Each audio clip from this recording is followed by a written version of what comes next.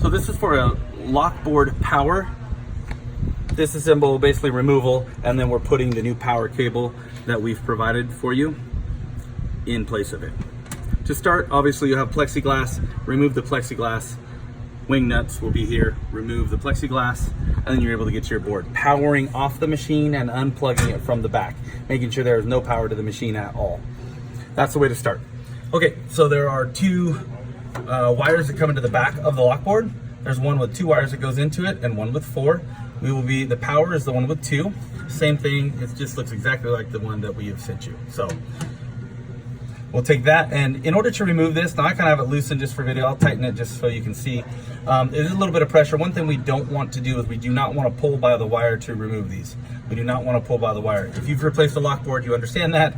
We want to grab the little white part and we just want to rock it back and forth as easy as you can. Grab the white portion and unplug it.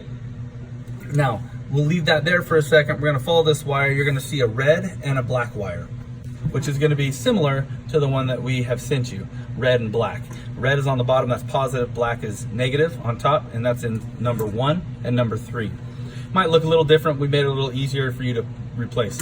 If these wires are attached to other wires, you want to make sure that the other wires go in the exact same slot. So just take note of that. If you are removing that, there may be another wire in slot 1. You want that wire to go back with the one you're replacing. So what you'll do now is you'll take your flathead screwdriver, which you need, or Phillips on this, but flathead is preferred. You'll loosen number 1. You'll loosen number 3. You remember the colors, of course. Then you will undo the wires. Pull this one out. Might be a little snug because we do have it in a zip tie up here behind the light. There's a zip tie. Pull the old one out and put the new one in. And thread it through the zip tie so it goes over top very easily. And you will. There are 2 sides to this connector. You'll notice that as you pull it out, there's one side with the ridges. I'll kind of put it in the shadow there. There, one side with the ridges, that side, and that goes towards the back. So the 2 sides that you can see the silver through, that's going to look at you or be towards the front. I'll remove that real quick.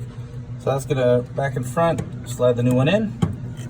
And you've already got it going over the zip tie so it doesn't hang down. And you will put the red into number 1 and the black into number 3. Let me get an angle. Let me get my arm out of the way so you guys can see. There we go. And then you'll want to tighten those down really tight. Make sure if there's any existing wires that they go in, they can go on top or on bottom, as long as they're in comfortably.